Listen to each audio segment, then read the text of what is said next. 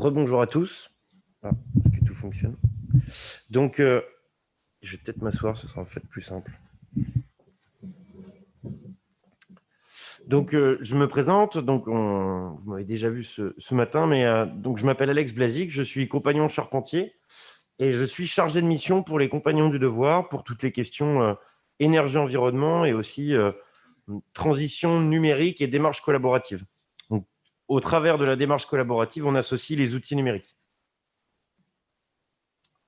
Donc, tout d'abord, une petite présentation des compagnons du devoir. Donc, nous sommes une association de loi 1901, créée en 1942, reconnue d'utilité publique. L'association aujourd'hui se compose de 32 métiers répartis en 6 filières.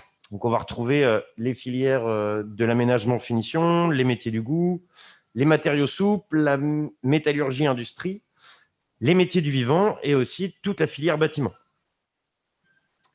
Alors, localement, on est répartis donc, dans les Hauts-de-France avec un pôle principal, donc, qui est notre siège régional qui est situé à Villeneuve-d'Ascq.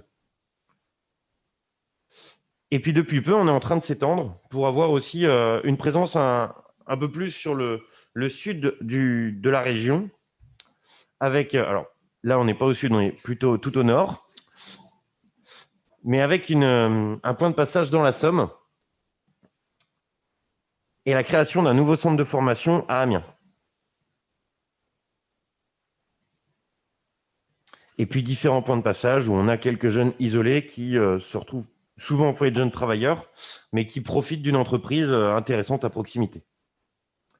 Alors les formations Savoir BIM, donc on en a parlé un petit peu ce matin, mais on s'est rendu compte qu'après avoir sondé un petit peu les compagnons sédentaires, les compagnons en formation, que le BIM restait un mot très vaste et qu'il était identifié souvent à un outil plus qu'à une démarche.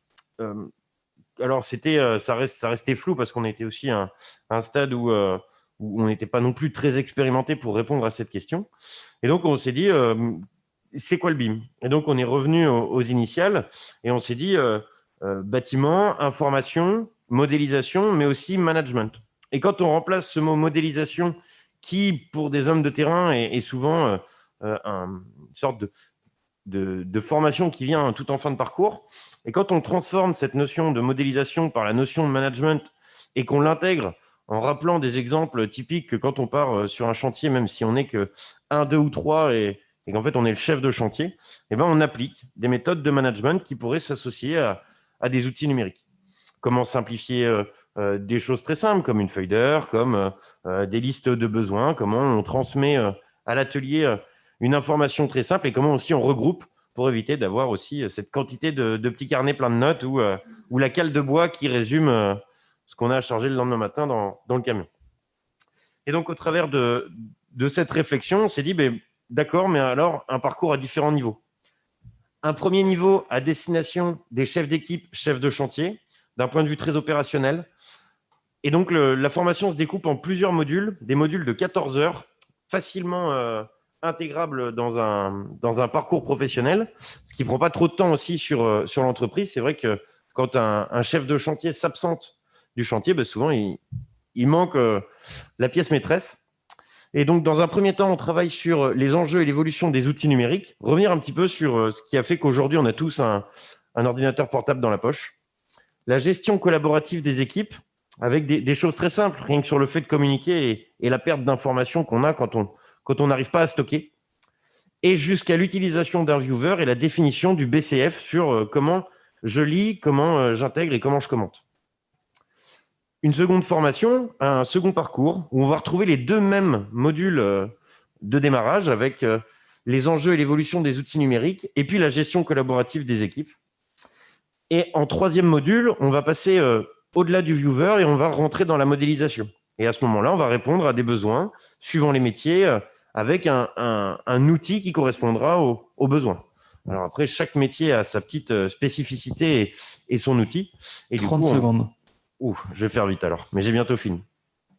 Et puis une dernière partie sur les ressources humaines, où on retrouve toujours ces deux premiers modules. Et l'idée, c'est que tout le monde se retrouve aussi dans cette première étape, en intégrant vraiment le management de la plateforme collaborative jusqu'au niveau de BIM Manager, pour intégrer aussi la démarche beaucoup plus globale.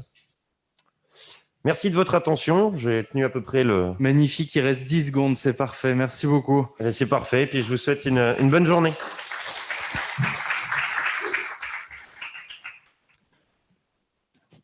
Thomas, je vois que tu es assis. Tu veux enchaîner? Présentation CD2E, elle s'appelle. C'est ça?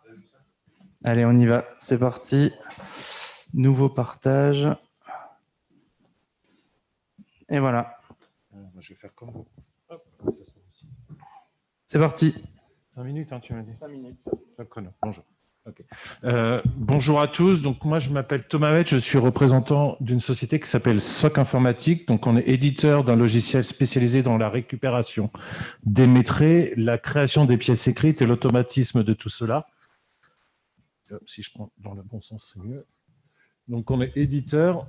L'ensemble de nos clients vont de l'économie jusqu'au contractant général avec différentes solutions et on est capable de faire de l'estimation jusqu'à la réception des travaux, donc avec différentes solutions que je vous présenterai juste après, qui permettent de répondre à l'ensemble de vos besoins à ce niveau-là.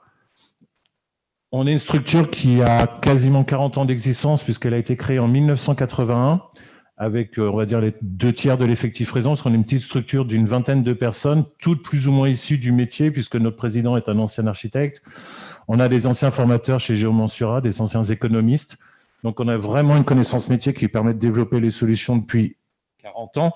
Et bien évidemment, on récupère l'expérience de nos différents clients qui sont présents sur tout le territoire français, voire un peu plus, puisqu'on répond à des réponses francophones en Belgique et à Montréal notamment. Le principe de notre logiciel, c'est qu'actuellement, pour la majorité des structures qui n'ont pas de logiciel métier, ils utilisent majoritairement tout ce qui est fichier Excel et Word avec la multiplication des données, la récupération des informations à droite à gauche pour créer des nouveaux documents, ce qui va nécessiter potentiellement énormément de modifications et donc du retravail avec tous les risques d'erreur que ça peut enclencher derrière. Le principe de notre solution, c'est de limiter l'ensemble de tout ça en vous permettant de réaliser l'ensemble de vos pièces écrites avec une seule opération, puisqu'on est capable de faire CCTP, DQE et DPGF en une seule action, grâce notamment à des bibliothèques d'ouvrages, et notamment celle de Bâti CCTP du CSTB, puisqu'on est en partenariat avec eux depuis l'an dernier.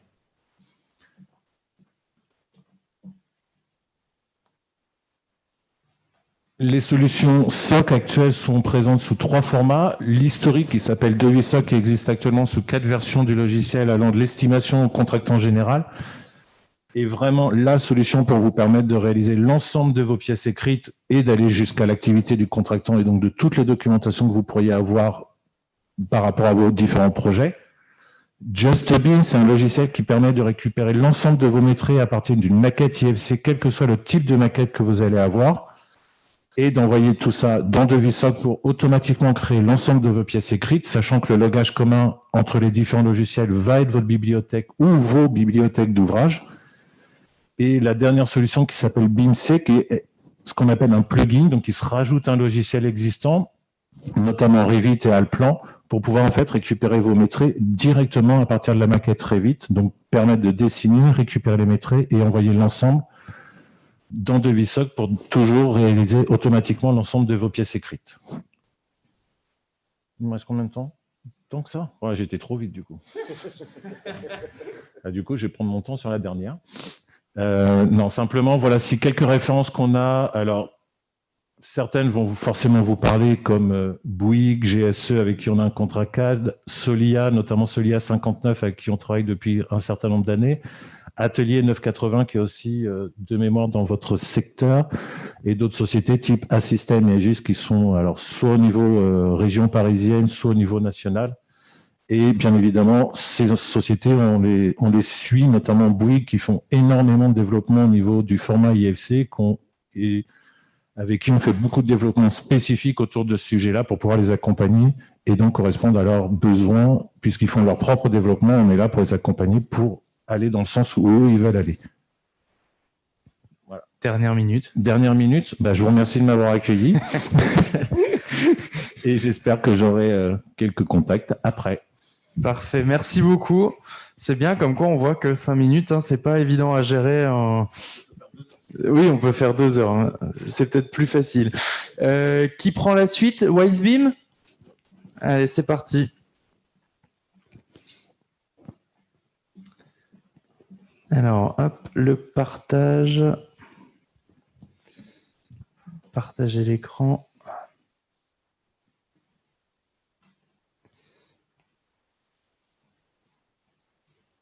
Et voilà, c'est parti. Ok, super. Donc, merci déjà de me recevoir. Donc, je me présente, Tristan Garcia, je suis le CEO de Wisebeam. Wisebeam, c'est une startup qui a maintenant 3 ans et demi, qui aujourd'hui propose une solution qui au départ est issue d'un centre de recherche, en particulier le CEA de Saclay, donc le commissariat à l'énergie atomique. Et aujourd'hui, au travers de Wisebeam, on promeut cette technologie dont je vais vous parler. Et notre technologie, elle consiste à convertir rapidement en BIM les plans 2D. Rapidement, en particulier grâce à de l'intelligence artificielle. On est vraiment dans l'écosystème startup. On fait partie du pôle de compétitivité Fibre Énergie Vie dont Pierre-Mide a parlé tout à l'heure. Et on est en partenariat avec des gens comme Esri, Autodesk, et on est soutenu par un certain nombre de partenaires, en particulier la SBA et Building Smart France.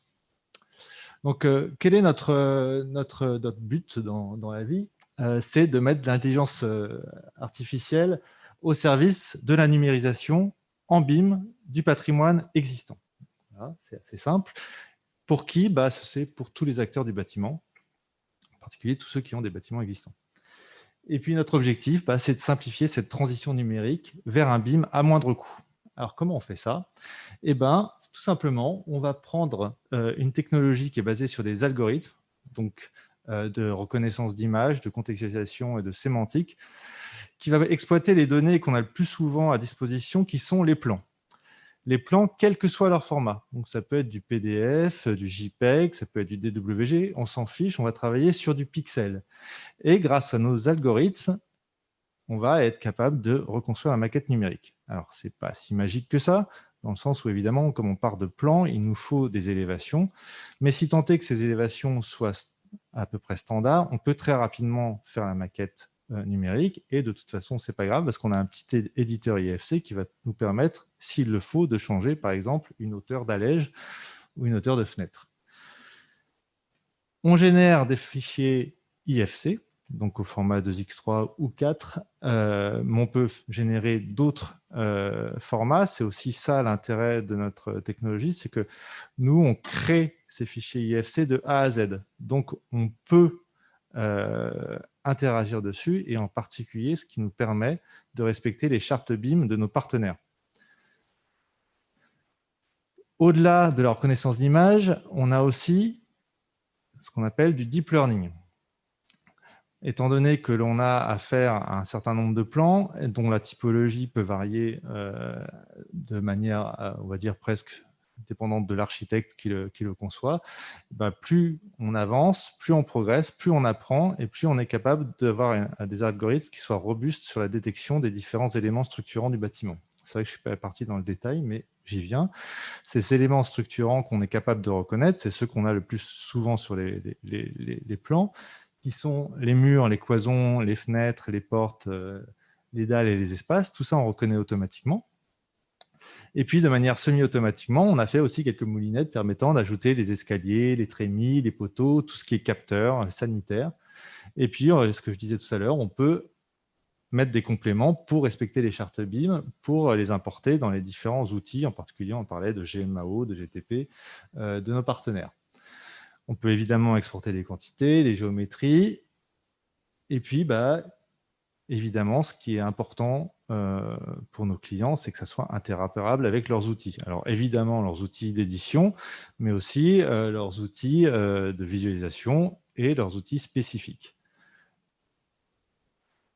Donc, aujourd'hui, on a 2 offres. On a une offre de prestation de services et une offre qui va bientôt sortir, donc d'ici janvier, une offre en ligne qui va permettre de mettre à disposition nos algorithmes. Et notre offre de service, en fait, les gens nous envoient un plan, on génère la maquette numérique dans le niveau de détail que j'ai décrit précédemment, avec plus ou moins d'enrichissement.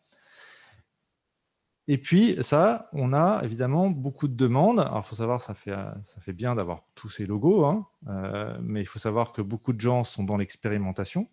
Beaucoup de gens, autant ils nous testent, mais se testent eux-mêmes dans cette démarche BIM. Mais on est vraiment, aujourd'hui, on le voit, dans un mode où de plus en plus de gestionnaires de patrimoine décident de numériser leur patrimoine.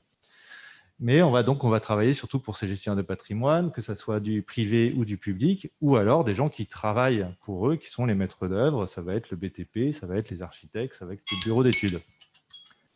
30 C'est secondes. la petite phrase de conclusion. D'accord. Et du coup, notre logiciel en ligne qui va sortir, qui s'appelle Plans2BIM, lui va être vraiment dédié aux architectes, aux bureaux d'études, aux BTP qui ont des compétences en BIM.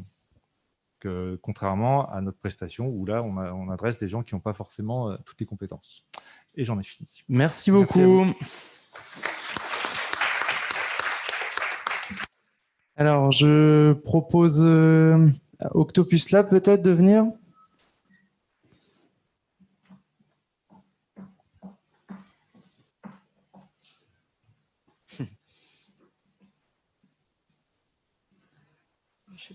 Alors, je partage l'écran. Bonjour à tous. Donc, je suis Marion Bosque, directrice des opérations chez Octopus Lab. On est une start-up basée à La Madeleine de 3 ans et demi, spécialisée donc dans la prévision de la qualité de l'air intérieur. Donc aujourd'hui, j'ai le plaisir de vous présenter BIM et Smart Building au service d'une bonne qualité d'air. Donc juste pour vous remettre dans le contexte de la qualité d'air, il faut savoir que la pollution de l'air est aujourd'hui une problématique de santé publique majeure, puisque près de 9 millions de décès sont à déplorer par an dans le monde et 70 000 rien qu'en France. Donc l'air intérieur est 5 à 8 fois plus pollué que l'air extérieur. Et comme nous passons la majorité de notre temps dans des bâtiments, il est primordial de construire des bâtiments sains et d'y préserver une bonne qualité d'air. Et c'est bien là l'objectif d'Octopus Lab aujourd'hui. Donc, outre l'intérêt croissant des Français pour améliorer leur qualité d'air dans leur maison, il y a également en fait cette réglementation des collectivités donc sur l'obligation de la surveillance de la qualité de l'air dans les établissements recevant du public. Donc, nous apportons des solutions pour améliorer la qualité de l'air donc sur la phase conception-rénovation, mais également sur la phase exploitation. Donc, sur la phase conception-rénovation, nous avons Indalo, donc, qui est le premier logiciel de simulation de la qualité de l'air, donc disponible sur Pléiade et Revit. Et donc, depuis votre maquette numérique, vous allez renseigner tous les matériaux mis en œuvre, le système de ventilation, vous renseignez l'adresse pour prendre en compte la pollution de l'air extérieur, l'occupation des lieux. Et avec toutes ces informations, on est capable de prédire les concentrations en polluants que vous aurez dans votre bâtiment. Donc, en fonction des différents scénarios que vous allez générer, le logiciel vous assiste dans le bon choix des matériaux et du système de ventilation. Tout cela dans le but, évidemment, de respecter les seuils réglementaires ou exigés par telle ou telle certification à réception du bâtiment. Donc, Indalo Supervision, donc finalement, c'est l'extension d'Indalo, mais là pour la phase exploitation. Qu'est-ce que c'est? Donc, on va connecter sur la maquette numérique les données des capteurs de mesure de qualité d'air intérieur installés dans notre bâtiment. On va collecter ces données de météo, d'air extérieur, et nous, on va faire de l'apprentissage machine sur ces données. Donc, on va ensuite coupler à notre moteur de calcul de modélisation de la qualité de l'air, donc vraiment une brique innovante qui a été développée pendant un projet de recherche ADEME de 3 ans. Donc, ces 2 briques vont nous permettre d'envoyer des consignes de pilotage du bâtiment pour anticiper et éviter les pics de pollution. Donc, par exemple, à 18 h, je prévois un pic de pollution dans cette salle et je fais en sorte en fait, que la ventilation, enfin une Indalo Supervision, fait en sorte qu'un quart d'heure avant le pic de pollution, le système de ventilation se mette en marche pour éviter que l'air ne soit vicié. Le but, évidemment, c'est de garantir un air sain en permanence dans le bâtiment. Donc, voici l'interface d'Indalo Supervision. Vous avez la qualité d'air intérieur mesurée actuellement et puis ce qui est prévu dans 4 heures, 8 heures. Ici, par exemple, on constate que 6 pièces sont concernées par une qualité d'air modérée. Donc, on va voir ce qui se passe un peu plus. Et là, on a un indice qualité d'air intérieure qui nous montre les différentes sources de pollution dans une des pièces. Et là, on voit que c'est un pic de CO2 qui est identifié, sachant que le système, de toute façon, va faire en sorte d'anticiper ce pic de pollution pour éviter que l'air ne soit vicié. Ce qui est très important de savoir aussi, c'est que Indalo Supervision fait toujours en sorte de conserver, voire d'améliorer les performances énergétiques des bâtiments. Donc, on évite tout ce qui est surventilation. Et par exemple, on a montré que dans une école qui n'était pas optimisée de manière énergétique, on pouvait même apporter des gains de l'ordre de 8% sur la facture énergétique annuelle. Et voilà, je vous remercie de votre attention et je suis disponible pour les questions. Parfait, merci beaucoup. Je propose à My Digital Building de nous rejoindre. Alors, la présentation.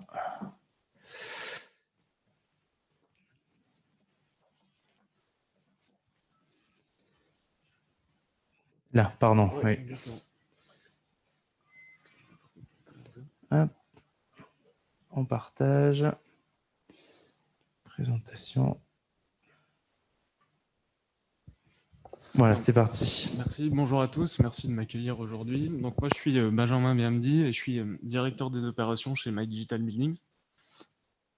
Nous, ce qu'on fait chez My Digital Buildings, on est spécialiste de la création de jumeaux numériques, de la captation à l'exploitation. Les 3 mots-clés à retenir dans cette définition, c'est jumeaux numériques, j'y reviendrai après. C'est surtout captation et exploitation. Donc la première partie, c'est la captation. Nous, on intervient sur le terrain avec différentes technologies de scanner et de lasergrammétrie et de photogrammétrie pour capter l'environnement. Ce qui nous démarque, c'est qu'en fait, on utilise, peu importe la marque, on utilise n'importe quel type de scanner. Et ensuite, derrière, on optimise le traitement de la donnée.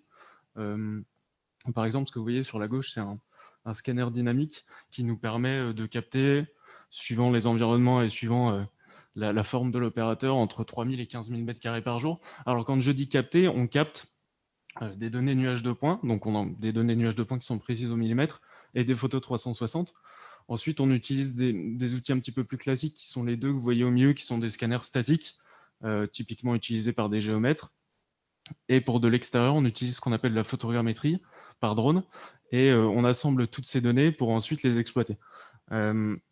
Ce qui est assez intéressant et ce qui rejoint ce que disait un petit peu tout à l'heure Monsieur Pierre Mitt, c'est que sur le BIM et sur toute la structuration de la donnée, des choses ont été faites et des choses sont encore à faire.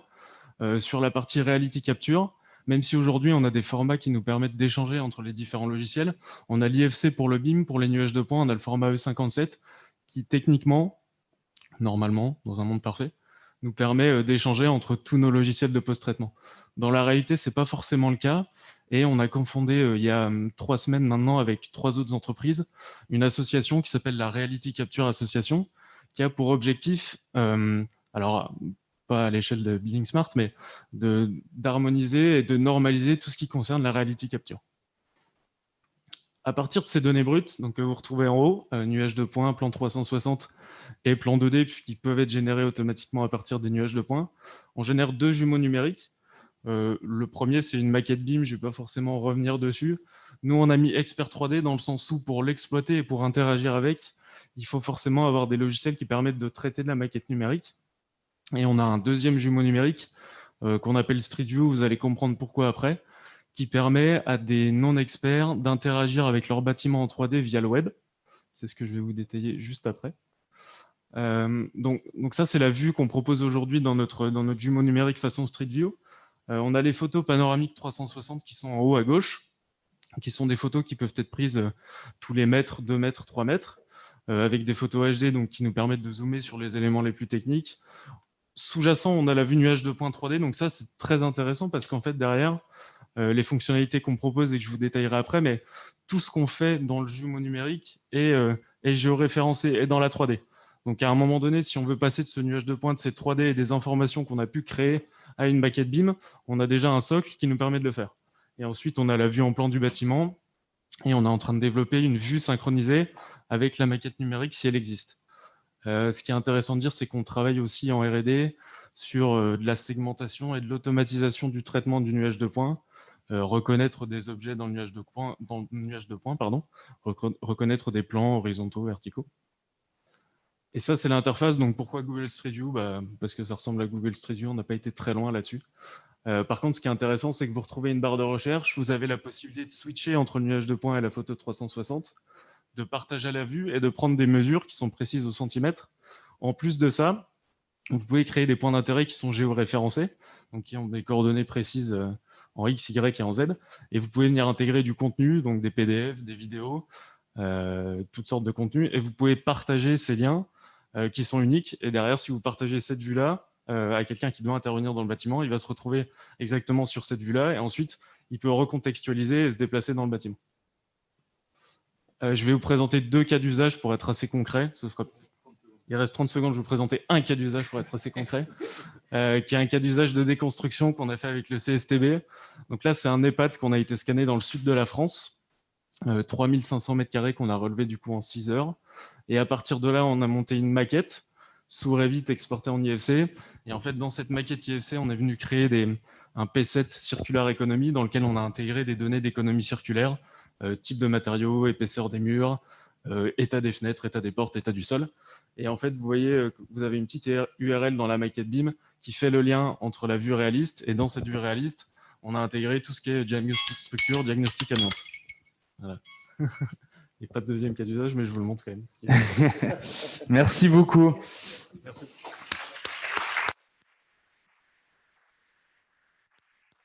Stéréographe peut-être pour continuer?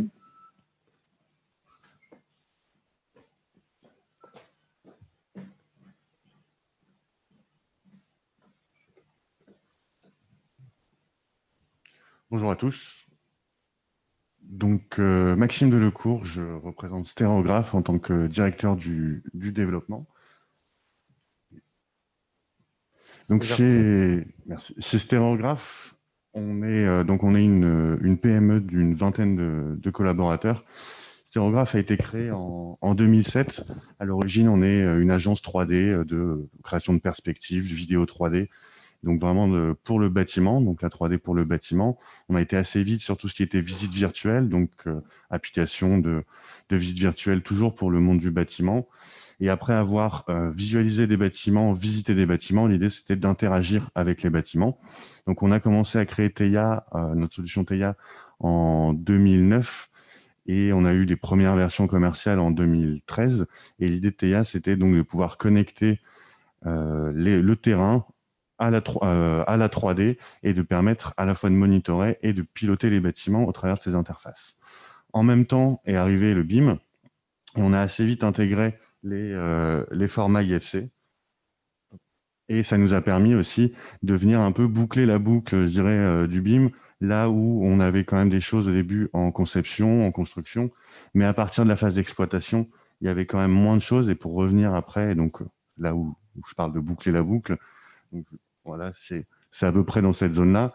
C'est permettre vraiment d'utiliser la maquette et de continuer à utiliser tout ce qui va être la base de données de la maquette en phase d'exploitation. Donc l'idée, c'est déjà d'arriver en amont de l'exploitation pour permettre aussi de prévoir les besoins des acteurs de l'exploitation le plus tôt possible, pour permettre de déployer des projets de la manière la plus facile, je dirais, même si c'est jamais facile.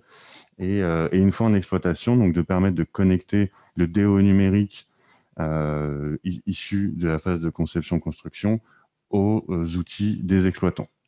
Donc souvent, la première phase, c'est de passer par la documentation. C'est quand même ce qui intéresse le plus l'ensemble des populations de l'exploitation. Et ensuite, on va aller vers de la GMAO, vers de la GTB, donc gestion de maintenance, gestion technique de bâtiment, etc., etc. Donc la façon dont ça fonctionne, on a notre produit qui est Theia, qui est ce qu'on appelle un système de gestion de contenu 3D. L'idée, c'est de créer donc, sur le web des pages où on va avoir la maquette, donc on importe de l'IFC dans notre solution. On met à disposition les maquettes et les données sur un navigateur.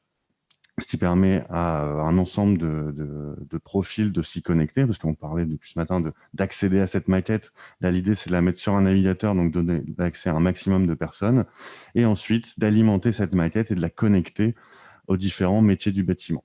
Donc, on n'a pas vocation à remplacer des gestions de maintenance, des gestions techniques de bâtiment, peu importe, des solutions utilisées en exploitation. On a vocation à se connecter à ces solutions, à les alimenter avec les données de la maquette et à alimenter la maquette avec les données issues de ces différentes solutions. L'idée au travers de notre solution, c'est à la fois de maintenir au travers de cette maquette la connaissance du patrimoine et d'hyperviser ce même patrimoine en agrégeant sur la maquette les données chaudes ou froides des différentes solutions. Donc, par exemple, on va arriver à ce type d'écran, on va avoir la maquette, la documentation, des données en temps réel, ici c'est de la consommation, et on va pouvoir donc piloter et connaître son bâtiment vraiment au quotidien. C'est une solution qui est sur le web. On peut, et ça c'est une force, héberger un peu de la manière dont on veut. Aujourd'hui, la demande est quand même beaucoup plus à un hébergement local. On va de plus en plus vers le cloud, mais l'hébergement local reste quand même aujourd'hui la plus grosse demande. On va pouvoir connecter toutes sortes de solutions et faire des connexions dans les deux sens, comme je le disais. Et l'idée, c'est d'aller sur tout type de device, de dispositif via les navigateurs. Et ensuite, après, on va avoir des fonctionnalités plutôt métiers où l'idée, c'est vraiment d'abord donner un accès à la maquette, aux données derrière la maquette, aux documents. Ensuite, en fonction des profils, différencier les accès. Tout le monde n'a pas besoin, on n'a pas le droit de tout voir. Ce n'est pas le but non plus de tout mettre sous les yeux de tout le monde. Derrière, on va connecter la maquette avec différents connecteurs. On va alimenter les informations, donc là plutôt des solutions GMAO, mais aussi des solutions plutôt autour de la GTB. On va avoir des connexions bidirectionnelles avec ces solutions. Et derrière, créer des interfaces qui vont parler à tout le monde, avec des codes couleurs qui vont parler à tout le monde, hein, vert, jaune, orange, rouge, etc. Et agréger les données sur les maquettes. Donc, on va faire toutes sortes de connexions avec différents services du bâtiment. Plus les années passent, plus il y a de services innovants qui fleurissent dans les bâtiments. Donc, au début, c'était surtout la documentation et la gestion de maintenance. De plus en plus, c'est de l'IoT, c'est de la réservation de salles, c'est toutes sortes de choses. Donc, tous ces métiers, on peut les connecter et les alimenter avec la maquette. Et l'idée, c'est d'aller faire de la gestion de parc, pas forcément à l'échelle d'un bâtiment, mais vraiment à l'échelle d'un parc immobilier, de connecter toutes sortes de données. On parle beaucoup de données chaudes. Après, aujourd'hui, beaucoup de données viennent aussi du fichier Excel, hein, il y en a partout, et donc on va mettre tout ça dans les interfaces. Donc voilà globalement. Petite phrase de conclusion. Donc oui, donc voilà globalement pour la solution TEIA par Stéréographe. Merci beaucoup. Merci beaucoup. Et si je dis pas de bêtises, on termine par Probim. J'ai oublié personne. Hein, a priori, non.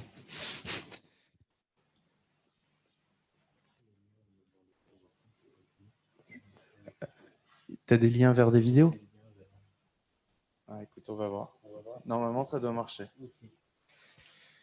Bonjour à tous. Merci de me recevoir. Xavier Dubois. Donc, on va attendre que la présentation... Voilà, c'est parti. Donc, Xavier Dubois, responsable BIMGEM, donc en phase d'exploitation chez Probim du groupe Projex. Alors, Probim fait partie, donc est l'un des 5 pôles du groupe Projex, donc avec le pôle BIM synthèse et New Technology. On intervient, en fait, notre siège social est à Villeneuve-d'Ascq et on a une agence à la Garenne-Colombes en Île-de-France et on intervient, je dirais, au niveau national. On est à peu près une vingtaine de collaborateurs, on a été créé en 2014. Nos actions en fait se déroulent vraiment sur l'entièreté de l'accompagnement sur le projet. Donc on va démarrer en AMO BIMGEM. Alors c'est là où je vais avoir besoin d'un coup de main. Tu peux cliquer, ça marche pas sur l'icône. Juste sur l'icône, voilà. Celui-là ? Oui. Merci. Alors là où on va rédiger le cahier des charges pour le client, définir son cadre des PGF et analyser la phase candidature. Et là, juste, il faut recliquer. Ouais, voilà. Merci. Tout ce qui est BIM management, conception-réalisation, où on va, je dirais, accompagner tous les intervenants et gérer tout le processus BIM collaboratif. On va créer des fiches de conformité sur les maquettes numériques, et on va régulièrement faire des analyses de la data et de la géométrie.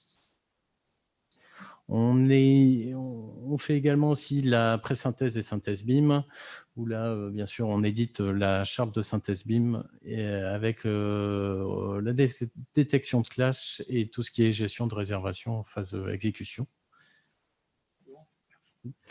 On accompagne également au DO numérique. Alors, le DO numérique, l'idée, c'est vraiment de renseigner au maximum la maquette avec une arborescence générale et de rattacher tout ce qui est fiches plan et fiches produits.